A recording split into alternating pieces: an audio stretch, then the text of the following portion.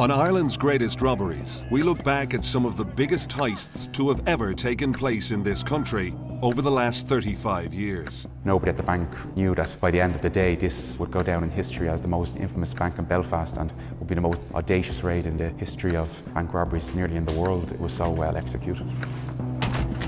The FBI were involved, Scotland Yard were involved, Interpol were involved, the Dutch police were involved, even the Turkish Secret Service were involved. Drop the gun! We examine how these raids were constructed, from the precision planning through to their execution and aftermath. They carried out what is so-called tiger kidnappings. This is where you would stalk your prey like a tiger would and use your victim then to get the money out for you.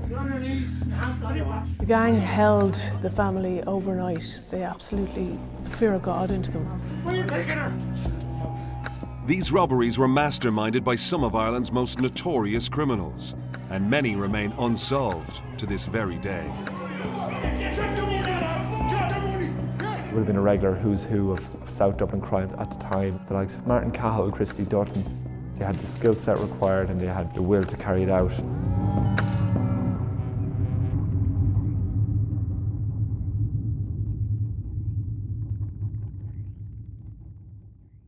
Tonight on Ireland's Greatest Robberies, we examine one of the biggest cash heists to ever take place in this country. On the 20th of December 2004, two bank workers from Belfast were kidnapped by an unknown gang and forced to take millions in cash from the Northern Bank here in Belfast city centre. The gang got away with £26.5 million without ever setting foot inside the bank or leaving so much as a fingerprint behind them. The search to recover the stolen cash and find those responsible led to one of the biggest police investigations ever launched in Ireland. Following the Good Friday Agreement in 1998, attempts to establish a power-sharing government in Northern Ireland had faltered over unionist demands for IRA decommissioning of their arms. Talks between the political powers, Sinn Féin and the Democratic Unionist Party had collapsed, but by late 2004, the sworn political enemies were edging towards reaching agreement on an historic deal. What was happening at the time really was that there was a crisis in the peace process. The Northern Power Sharing Assembly had been suspended over the various disagreements, in particular the question of IRA decommissioning of their arms. So it had been suspended for a period of about 2 years at this stage, but on and off it had collapsed a few times. And there's a long, difficult political process that's going on, and Sinn Féin isn't really, I suppose, feeling that it's getting the political gains it wants. So the IRA is still in existence and it's still carrying out robberies, it's carrying out murders, functioning basically on what I would call its civilian side. But the thing is, it's still there, it's still functioning as an organisation that's basically a major criminal organisation.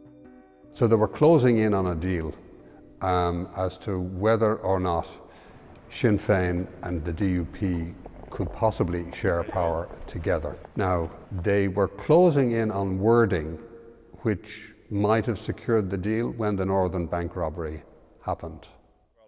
While political talks were taking place in Northern Ireland, a well-organised gang were methodically planning a major robbery on the biggest bank in the country, the Northern Bank, located in the heart of Belfast city centre. Pretty clear that they had targeted the Northern Bank because, I mean, we know from afterwards that it was a sitting duck in terms of a major robbery.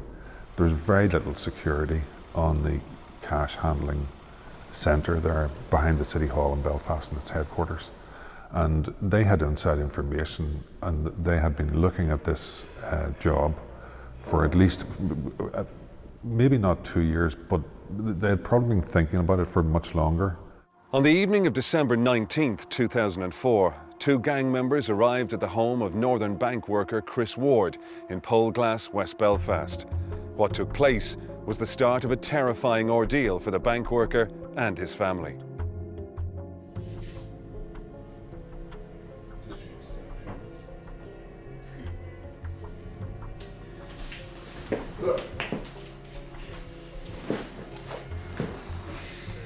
Chris Ward was 24 years of age. He lived in the Polglass area of West Belfast, and he was a bank official at the Northern Bank for a number of years. Well, it was the week before Christmas, so Chris was at home in his family house with his parents, mother, his father, his brother and his girlfriend. They were watching telly, looking forward to the following week's Christmas festivities. Well, Go on. me? Look. Go on, what are you? Your mother's tired. Go on. That evening there was a knock at the front door. Chris went and answered the door, and outside there was a man who was wearing a hoodie, and he was inquiring about tickets for a Celtic match. This wasn't a particularly unusual request, as Chris worked for the local Celtic club, and he frequently would organise tickets for people who would be looking for them. So he didn't think this was an unusual thing that a man was standing on his front doorstep that particular evening. They chatted for a couple of minutes, and Chris was obviously happy that this man was legitimate, so he invited it into the hallway out of the cold, because it was a cold December's night. Now, when he went into the hallway, a second man appeared from the shadows with a gun and immediately ushered Chris through the front door. Suddenly he was faced with two men. The first man actually produced a gun as well, so in a matter of seconds he'd gone from talking about Celtic tickets to having two guns pointed at his face, so it was obviously an extremely frightening and serious situation. Get away from her. Sit here. The family were all held in the living room together, and they were repeatedly threatened by the gang, who were brandishing these weapons. I think it became a huge concern for Chris that they kept shouting at him that they knew who he was and where he worked, and they seemed to have a lot of personal information about him. They pointed the guns at the four innocent people and said, "We're here, we know everything about you, make one move and you're dead." They corralled them onto one couch and tied them up, all the while pointing guns at them and threatening them, making it clear that this was a hostage situation. At approximately the same time as Chris Ward and his family were being threatened, 30 miles away in Loughin Island, just outside Belfast, Northern Bank executive Kevin McMullen was at home with his wife Karen when they received a knock at their front door. On the night of December 19th, Kevin was at home with his wife Karen. They were relaxing at home, watching TV, when there was a knock on the door. Karen then went to answer the door. She was very surprised to see two men in police uniforms standing in front of her. Unfortunately, I have some bad news for you. A member of your family's been in a very bad accident. We can fill in all the details if you'd like to invite us in and tell you what happened exactly. Yes, of course, come on in. Thank you. And they walked into the living room where Kevin McMullen was, and he immediately was suspicious of the two men. He immediately thought there was something wrong here. He didn't believe they were police officers. And within moments, the men produced a gun and pointed it at Kevin McMullen. Get out, please. All right. Go on your knees, all right? Well, Kevin and Karen were threatened and were told to cooperate or die, which was the exact quote that the raiders gave. So they were told in no uncertain terms, cooperate, don't cause us any trouble. If you do, you're going to be murdered. Simple as that. These series of threats went on for a couple of minutes, leaving the couple terrified. Mr. McMullen's hands were bound, and his wife Karen's hands were also bound, and she was forced into a boiler suit. And also, they placed a hood over her head, meaning she was unable to see anything. Where are you taking her? She'll be okay. Where are you taking her? You can only imagine the trauma when the pair were separated. Karen was taken down the stairs at gunpoint and was taken out the front door and ushered into a waiting car at gunpoint. Now, Kevin was upstairs, he could see what was happening, but because his hands were bound and there was a gun pointed at his head, he could do nothing. So Kevin didn't know where Karen was going, didn't know what would become of her, and didn't know whether he would see her again at all. So it was obviously an extremely upsetting and traumatic incident for both of them.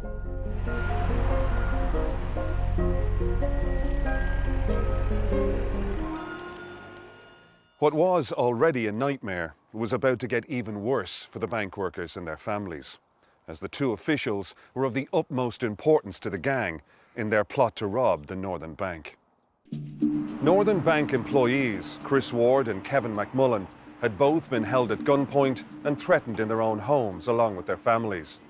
What was to come next for the two men was a specific set of orders which they were forced to follow by a ruthless criminal gang who knew exactly what they wanted from the Northern Bank. Oh, We know who you are, and we know everything about you. Please don't. Please. It became very apparent to Chris very early on that this gang had carried out detailed surveillance on him because they suggested that they knew who he was and they knew everything about his family. The family were all held in the living room together and they were repeatedly threatened by the gang who were brandishing these weapons. I think it became a huge concern for Chris that they kept shouting at him that they knew who he was and where he worked, and they seemed to have a lot of personal information about him. Well, while the family were being held hostage, Chris was taken at gunpoint upstairs. He was ordered to pack a bag for work. He was told to take his uniform because he'd be needing it for the following day. Now, while this was happening upstairs, downstairs, the family were being threatened. One of the gang members produced a holy picture and were ordered to swear in the holy picture that they would cooperate, they wouldn't cause any trouble. I swear! Chris Ward was then taken out of the house at gunpoint and forced to lie in the back of a car. The gang members basically told him that he was going to be brought on a journey for 45 minutes and to remain calm. Now this is after 10 o'clock on the 19th of December, so you can imagine how cold and how dark it was. So Chris was taken somewhere, he didn't know where. He was in the back of the car for 45 minutes, so you can just imagine how frightened and how confused he was. At this stage, Chris Ward had begun to suspect that this kidnapping was linked to his job in the Northern Bank, particularly because he did have key to some of the security vaults. So his suspicions were forming in his mind. They told him it was going to take 45 minutes, the drive to the next location. So as he lay on the backseat of the car, he saw a sign for Loughlin Island. And this is where one of his bank colleagues worked, and he began to suspect that he was being taken to one of his bank colleagues' homes. After travelling in the car for some time, Chris Ward eventually arrived at the house of his Northern Bank colleague, Kevin McMullen. Well, when Karen was taken away, Kevin didn't know what was happening. He was by himself, there were gang members there. Suddenly the front door opened and he was shocked to see his colleague Chris Ward actually appear, who was also being held at gunpoint. Chris Ward was then taken into the living room of the house and he was pushed to the ground with Kevin McMullen, and the pair of them were then placed on a couch. They were threatened repeatedly and Chris Ward was even kicked a number of times by one of the gang members. Chris Ward and Kevin McMullen worked together in the Northern Bank. They didn't know each other particularly well. Mr. McMullen was a higher up executive than Chris Ward. It soon became clear that there was a conspiracy underway and that this series of kidnappings was tied to the jobs that both men did in the Northern Bank in Belfast. So they both realised that it was about the Northern Bank and that these men wanted money from the bank. Now I need to know some information from you. Lots of information. I need to know the times, the codes, okay? How amount of money, hey? You work in the bank, don't you? Once the gang had the two men together in the house, they began to interrogate the two bank workers in order to gain as much information as they could about their jobs and roles in the Northern Bank. The two men were interrogated for several hours by the gang, who demanded to know everything about the bank, from its layout to its staff arrangements to, most importantly, all the security protocols in place. Most of these questions were directed at Kevin McMullen, as he was the more senior of the two men. But the interrogators knew all the answers already, so they were just double checking. So it was clear that there had been a clear amount of intelligence received from the gang prior to these men being held hostage, and that the gang knew exactly the layout of the bank and what they wanted to do, but they were just confirming everything with the two workers. You work there, aren't you? You need everything, don't you? Yeah, you want to help us? Aren't you? Yes. Yes. Yes. Okay. I don't if know. you don't help us... Please stop putting a gun at me. They had pretty detailed knowledge of the workings of that bank and the interior of that building and the likely level of security on that night and the point in the year in which it would probably have the maximum amount of cash. So this is at the end of the last really big shopping week before Christmas. So it's going to have the biggest amount of cash in that centre at any point in the year. After several hours of intense questioning, the bank workers were given final instructions about what they would have to do the next day. Once the interrogation ended, the men were told to go away and have some sleep. That was going to be a busy day the next day. They were also given mobile phones which they were going to have to use the following day to keep in constant communication with the gang members. Now, you can only imagine that the pair didn't sleep a wink that night because their families were both being threatened at gunpoint and being held hostage, and they didn't know whether they would see them again. So you can only imagine the pain and the terror that these men went through that night. But at the same time, they were determined that they would cooperate and they would help the gang because they wanted their loved ones to be returned safely. The following morning, December 20th, 2004, the gang members left Kevin McMullen's house, leaving the two bank workers to make their way to the Northern Bank to follow the orders they'd been given. What are we going to do? I don't know, Kev.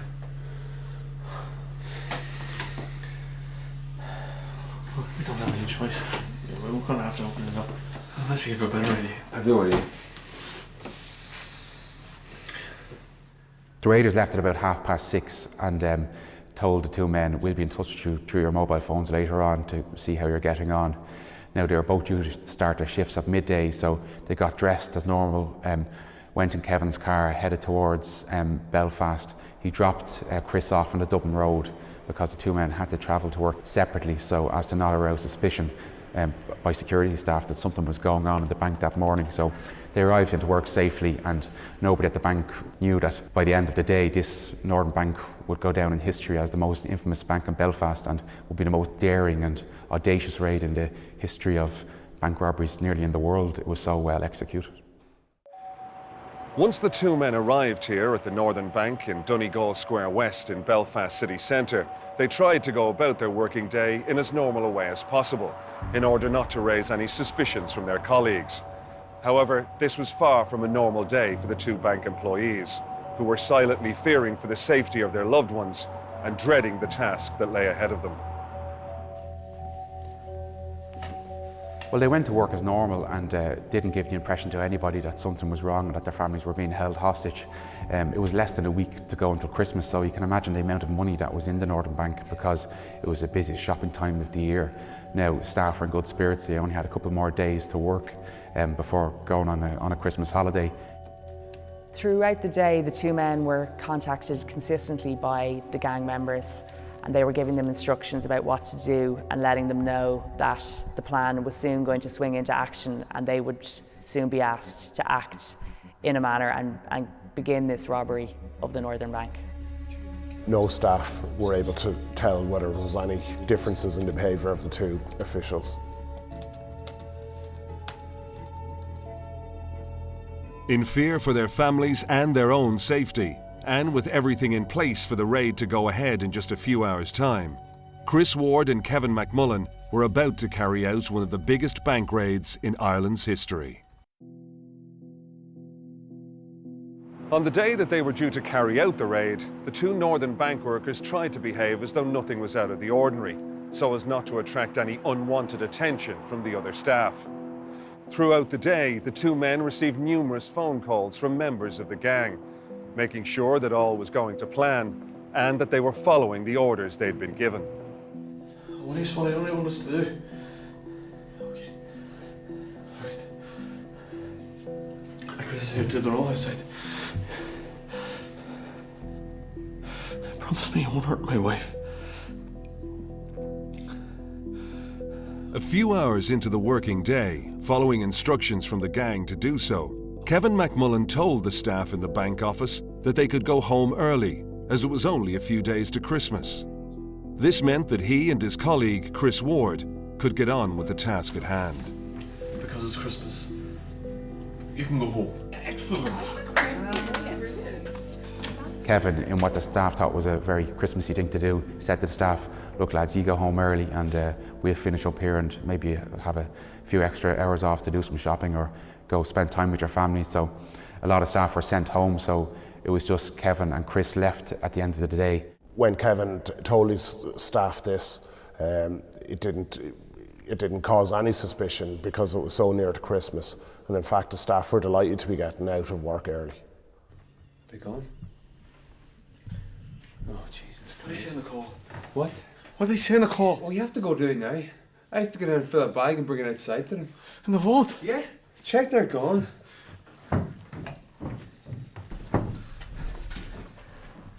They're going, they're leaving. You sure? Now they were in constant contact with the gang through the mobile phones. Once the staff were sent home, they had to make a phone call and tell the gang that, so the gang knew that everything was in place and that the robbery could now proceed, and they were given detailed orders as to what to do next.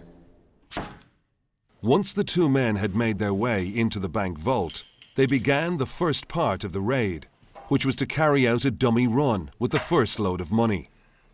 This was an order from the gang to test bank security before carrying out the actual robbery. Along with millions of sterling, the vaults in the Northern Bank also contained small amounts of euro and dollars. Well, at around 6 o'clock, they went downstairs to the bank vault and proceeded to undertake a dummy run, if you like. They were ordered to throw as many £50 notes into a sports bag as possible. So Chris stuffed the notes into the bag, and it was packed to the brim. He closed it and actually went and was buzzed through 2 secure doors by security staff who didn't have a clue what was going on. Chris went out to Queen Street, just down the road from the bank. There was a man wearing a baseball cap waiting for him. He took the money and was happy with what Chris had done, told Chris, you'll get further instructions down the line on the mobile phone. So Chris walked back into the bank, was buzzed through these 2 secure doors again by staff who didn't notice that he had left with a bag stuffed full of cash, and he came back empty-handed. It didn't arouse suspicions at all. Essentially, this was a dummy run from 2 perspectives, really. One, to see if the 2 men would do what the gang asked, and also to see if Chris Ward could successfully walk out of the bank with €1 million in a sports bag unnoticed and then return without the alarm being raised. And it was a complete success. This managed to happen, and he arrived back at the bank after completing the successful dummy run.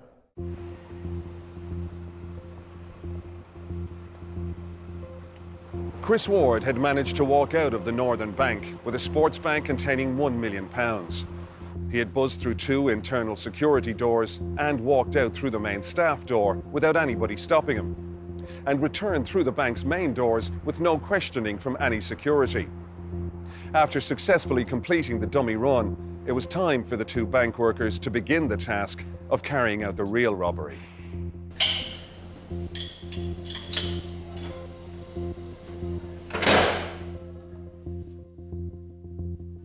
After Chris Ward returned to the bank, the robbery really, in essence, got underway. The pair were instructed to get 24 crates and fill them with £20 and £50 notes, and to bring them up to the Billion Bay area, which was above the basement. They did this in the bank vault and had to undertake 3 or 4 separate journeys in a lift. They loaded the crates onto trolleys and brought them to a loading bay where Secure Corps would routinely come to deposit cash to be held in the vaults and to be stored there. So they did this 3 or 4 times. The crates were heavy, they were packed, they had to be wheeled. Yes, security didn't notice anything awry. They even acquired some broken furniture and also loaded some of this onto the trolleys, and this was to give the impression to security staff that all they were doing was dropping rubbish outside the bank, essentially. It took them several runs to bring up the first instalment, 4 in total. And as a result, the security staff had to buzz them in and out twice in order to bring the money upstairs.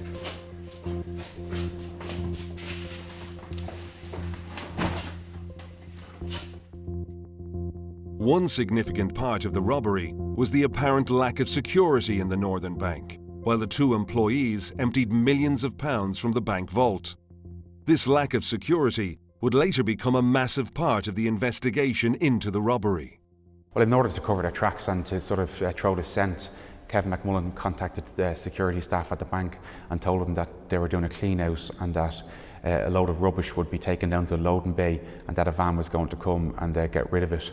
So security seemed happy with this explanation. So when they started moving up and down in the basement with trolleys full of cash, but was covered by old furniture and by black bags, so it looked like it was a pile of rubbish, that security staff wouldn't get suspicious and realise that there was a massive robbery actually taking place, and suspicions weren't arisen simply because the staff were happy with the explanation he had given. The lack of security in the Northern Bank was astounding. This was the point in the year when it had more cash than ever, and there was a tiny amount of security, 2 security guards. One of them, a man who had retired, you know, who was semi-retired. I mean, there would be more security in the storeroom of a supermarket where you would have pallets carrying boxes of cereal than you would have pallets carrying millions and millions of pounds in cash. Once the 2 men had completed loading the first lot of crates with cash, it was a waiting game until the gang arrived to take the first load of money. It pulled up and Kevin and Chris helped the 2 men to take the crates onto the van. So once that happened, the van drove off undetected.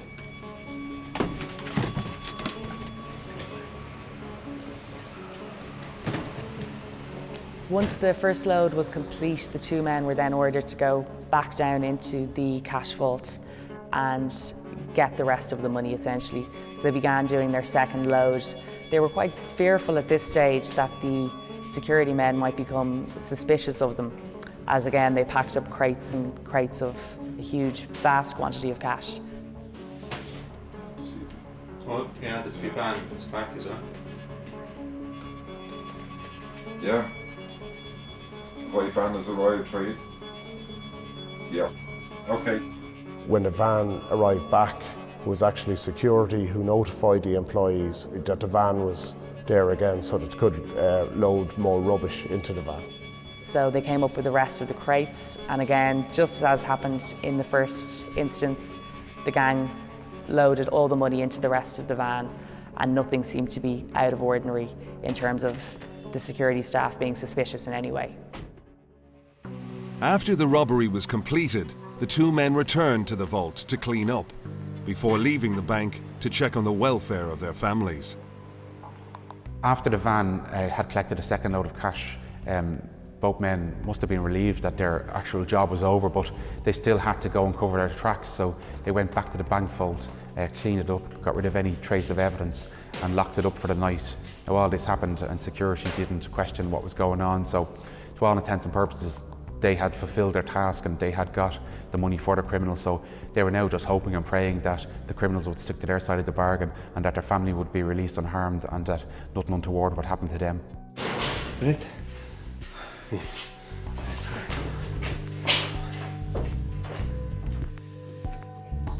Well, once the cleanup was finished, they contacted the raiders who told them that they could now leave the bank and they were ordered to go back to Chris Ward's house in Polglass. They drove in Kevin's car there and they got in the front door, and Chris was relieved to see that his family were sitting on the couch and they were unharmed, and it must have been a very emotional moment that they knew their ordeal was over.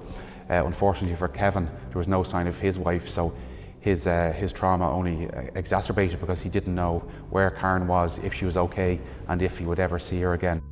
Hours before the robbery, the wife of the senior bank official in Loughlin Island was blindfolded and gagged for 24 hours and then taken to Drumkeera Forest near her home. Her car was later burnt out and she had to struggle barefoot to raise the alarm. She managed to make her way to a local person's house and she was very upset, and they raised the alarm and she was taken immediately to hospital. Her car was later found burnt out in the forest.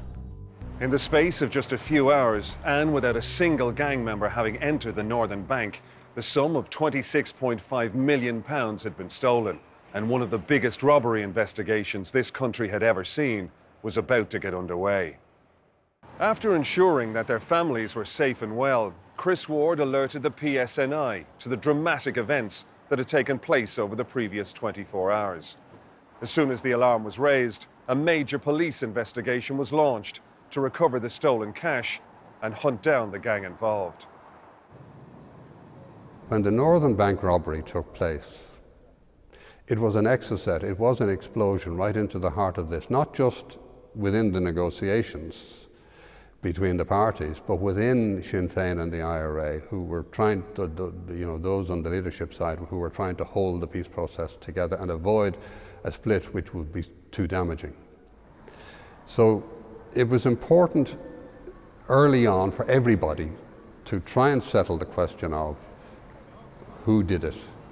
Once the police launched the investigation, they went to the bank and actually counted the money that was in the vault, and by the end of the day it was clear that £26 million sterling had been stolen. It was the biggest robbery by far in Ireland, It would become the most audacious and most infamous robbery in Irish history, simply because it was so big and because it uncovered so many lax security procedures that men were able to go into a bank in a van and not once but twice load a van full of cash and just disappear into the night without being caught. The police also came into criticism from the very beginning that such a massive heist could happen right under their noses, and that they had no intelligence prior to this that such a huge robbery was being planned. In the hours following the raid, the PSNI faced extreme criticism that a robbery of such scale could take place right under their noses. It wasn't a botched police investigation, and I want to nail that quite clearly at the start. It's a very professional police investigation. Experienced detectives are working round the clock to recover the money and apprehend those responsible for taking it. At the early stages of the investigation, the police conducted large amounts of interviews with the two victims, Mr. Ward and Mr. McMullen, and tried to get intelligence on all aspects of what happened. At the senior level of the Gardaí, they were very critical of the way the PSNI handled the early investigation of the Northern Bank robbery, making it very difficult to get convictions and to, if you like, trace those responsible for it in a way that might get convictions. The thing was, it was a very, very tightly organised robbery. People had specific jobs that they were trained to do, but they weren't told exactly what they were doing. So they had pretty good internal intelligence, and the thing was, the police force who were faced with investigating this crime had virtually no intelligence penetration of that organisation. So what the PSNI did, and we subsequently sort of found this out from the court proceedings that flowed on from this, was that they were basing their investigations almost entirely on what would be called circumstantial or corroborative evidence. There was thousands of hours of CCTV footage from the bank, but unfortunately this wasn't a very good quality, and the police didn't find it was of huge use to them. Also, unfortunately, there was no CCTV within the Bay area where the money was taken up to. As the investigation continued, the PSNI came under severe pressure to catch those responsible for such an audacious robbery. With no major evidence coming to light, in the days that followed, the police began to point the finger at the IRA. We have had a number of paramilitary groups who have specialised in house takeovers and the types of crime that happened at the Northern Bank. So clearly at this stage, we don't know, but it is a possibility. It could be paramilitary. Well, in early 2005, the PSNI held a press conference and said it was their belief that the IRA was behind the raid. Bertie Ahern, the then Taoiseach, stood up in the Dáil and also said that he believed that the IRA was responsible. Now, this was a massive development because it would have huge implications politically, because the IRA was on a ceasefire and it could have huge issues for the peace process. Now, Bertie Ahern also gave a catalogue of evidence about other IRA crimes that they were allegedly committing. So Sinn Féin furiously denied this, said the IRA didn't really exist anymore and they weren't responsible. But because of the sheer professionalism of the robbery, both the PSNI, the Gardaí and both governments were of no doubt that it was actually the IRA who was responsible for the Northern Bank robbery. The Independent Monitoring Commission changed the way they were doing their business a little bit. They had a specific report examining the Northern Bank robbery as against a report on paramilitary activity in general. So a specific report in early 2005, just a couple of months after the robbery.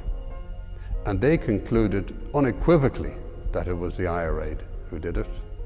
They also concluded unequivocally that it was an authorised job by the leadership.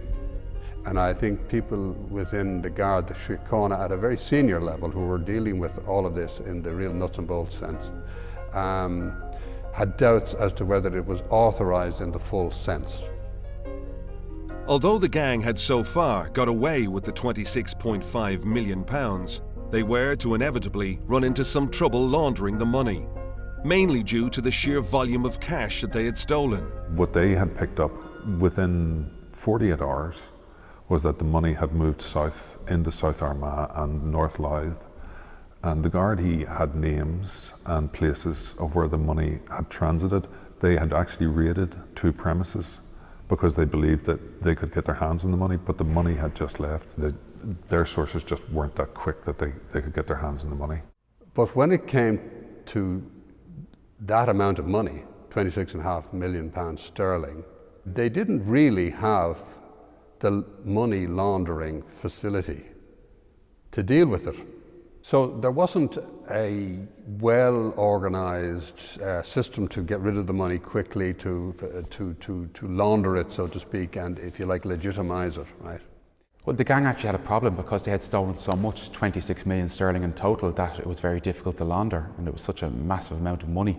Only 2 million would ultimately be found. There was raids in Belfast and in Cork as well where that cash was found, and 100,000 was found in a police club, but that was planted there to obviously try to sway investigators and make them go in the wrong direction. Some of it was found relatively quickly. There was a man called Don Bullman who was found with nearly £95,000 sterling in a DAS box, one of the washing powder box. So he was charged with the Northern Bank robbery, but he wasn't convicted of the Northern Bank robbery. He was convicted of IRA membership. And in effect, nobody has really been charged properly with, or convicted properly, of the Northern Bank robbery. In January 2005, no major arrests in connection to the Northern Bank robbery had been made. However, in February of that year, 7 suspects, including a member of Sinn Féin, were arrested in the biggest of several coordinated raids, targeting IRA money laundering operations across Ireland. In 2005, finally there seemed to be some progress in the investigation, and in February of that year there were 7 arrests made, and one of those arrested was a member of Sinn Féin. All of them were questioned but were later released without charge. And at this point, for the police, things were becoming problematic because there hadn't been a significant development, and confidence among the general public about the PSNI getting to the bottom of this crime was beginning to fade. There was a lot of political pressure as well to make arrests, so it was rather tokenistic, if you like. There was a development in November 2005 when a man by the name of Dominic McAvoy actually appeared in court and was charged in connection with the robbery. Now, this evidence was based on forensic evidence. They had seized evidence that physically linked him to the robbery, so he was the first man to be charged and brought before the courts in connection with the Northern Bank robbery. Well, there were several other arrests in the year 2005, including a man by the name of Martin McCluskey. He was from Belfast, and he was ultimately brought before the courts and charged with purchasing a white van that had actually been used in the robbery and had been forensically linked to the robbery. So he was the second man that appeared before the courts. All charges against the 2 men were dropped due to lack of evidence. Another man, Ted Cunningham from County Cork, was convicted for laundering approximately £300,000 of the stolen millions, but not for any involvement in the actual heist. As part of the investigation, Chris Ward and Kevin McMullen were also questioned, with much police attention being placed specifically on Chris Ward. He was arrested actually 12 months after the robbery. His house was searched and he was taken into custody. He was held for 8 days, which was nearly unprecedented in that time. Usually it was terrorists who were held for more than a week. So he was interviewed on dozens of occasions. He didn't crack, he didn't admit that he did anything. He vehemently denied that any wrongdoing, and there was no real evidence against him, to be fair. He went on trial 4 years after the robbery and was actually acquitted in open court. So he was an innocent man in the eyes of the law and was never convicted. Millions of pounds have been spent in the pursuit of an innocent man who in turn was caught up in a case that attracted international political condemnation for reasons other than the robbery of a bank. For that, Mr. Ward is now entitled to an apology. During the trial, Kevin McMullen gave evidence, and he described, as he put it, how easy it was for the 2 men to walk out of the bank with over £26 million. He explained how they had disguised it as rubbish and simply brought it outside. He also spoke about the gang and the sense of terror that he felt during the 24 hours, and he described how they had threatened him, saying that his wife would be damaged beyond repair if he didn't do exactly what they asked of him. And he said that the entire experience was something that would stick with him for the rest of his life. Over 10 years on from the Northern Bank robbery, each and every member of the violent gang who carried out the infamous raid has so far evaded the authorities. And just 2 million of the £26.5 million that was stolen has been recovered. With no one brought to justice, many questions still hang over the crime, such as how the gang conceived and planned a heist of this scale, and of course, who had the audacity to carry out the greatest cash robbery this country has ever seen.